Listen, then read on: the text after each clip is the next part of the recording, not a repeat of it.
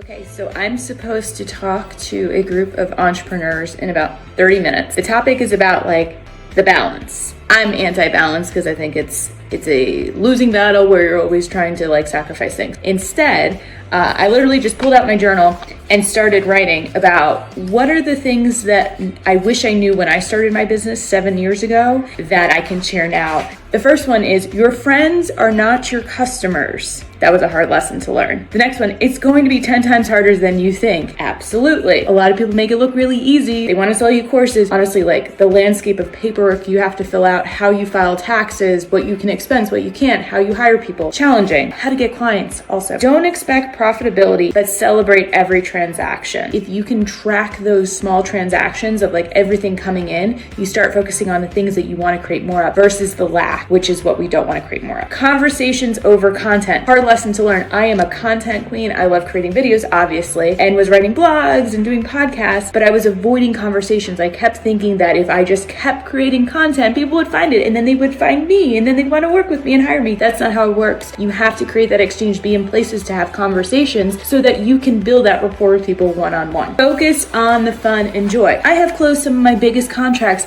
having fun, being out and about, being joyful, telling jokes, being a little snarky. I actually met clients in line for coffee. I closed a deal playing pickleball. So the more that you're in your element, the more confident you are, the more free-flowing you are, and the more people want to align with that energy. Owning a business is a privilege. It's not a right. Sure, you can start a business, but maintaining it, you have to treat it like it's a gift. It is a privilege to be able to do it. And the more that you honor that, the more you take care of it, the more it takes care of you back. You will have energetic cycles, highs and lows throughout the day, throughout the week, and throughout the year. You need to anticipate that. You need to head it off before it takes you down. If you're feeling low, it's okay to rest. That's just as important as pushing out content, as being active and traveling and doing things. You need to kind of have that time to rest, to recharge, to come up with new ideas. In fact, some of my best ideas are when I'm in complete silence, when I'm walking, when I'm in the shower. I came up with this idea this morning as I was getting ready. No one's giving you an award for doing it on your own or being on the struggle bus. Good for you. At last I found out they're not handing out those awards of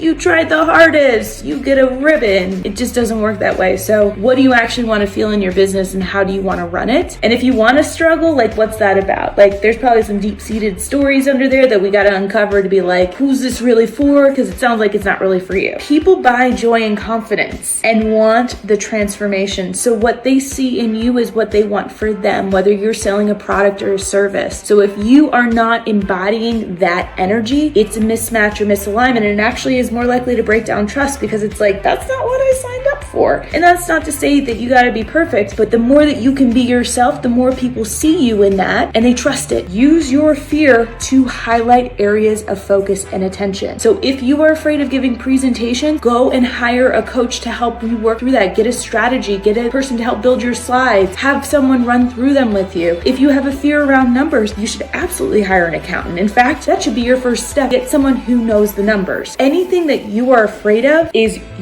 take a second and just examine what is it that I'm actually afraid of and what is it that I need to pay attention to resolve this concern. Is it about closing deals and having contracts? There are services and providers to do that. Get a lawyer. All these things obviously require an investment, but it's worth it in order to feel more confident to up level. In fact, every time fear comes into my realm, I'm thinking, how is this an opportunity for me to grow? Everything will feel new and awkward until it is known and second nature. Try that on for size. It's always going to feel new because it is new. So what do you need in order to feel more confident about what's popping up? You got to work it out, and it's not imposter syndrome. It is new, and you're looking at the gaps versus what's known. Get everything in writing. Contracts make the world go round. Get in writing. Lock it up. There's no question. Get a lawyer. Charge more. Your value perceived worth for others. So what you put on that price tag is what people start determining your worth to be. If you want to be seen as more valuable, increase your prices and raise your value to meet it and see what happens. Don't be the cheapest game in town. Keep your numbers to yourself and your accountant. Usually the people who are bragging about where they are trying to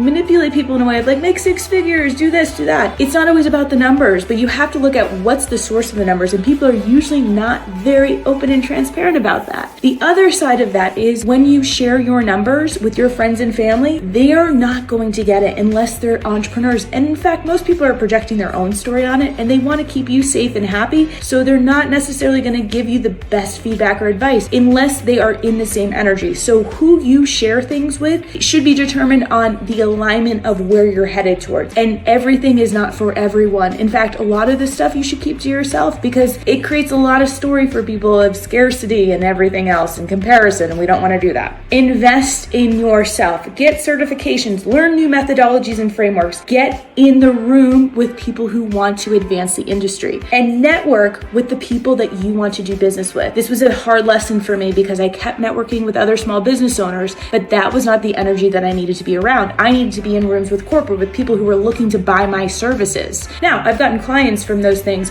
but you have to be very clear about who your target market is so that you can show up in the energy to meet them as well. What I want to leave you with is to dream big always. Push yourself, stretch it, create those earth-shattering goals, because even if you don't come close to it, you are so much further than playing small. If it feels achievable, it's not a big enough goal. I want you to feel like you're going to throw up a little bit if it were to happen, because that's where your creativity is. That's where you start thinking differently. That's where you start to up level. And if you get scared, it's okay. Just keep breathing, because the difference between fear and excitement is your breath.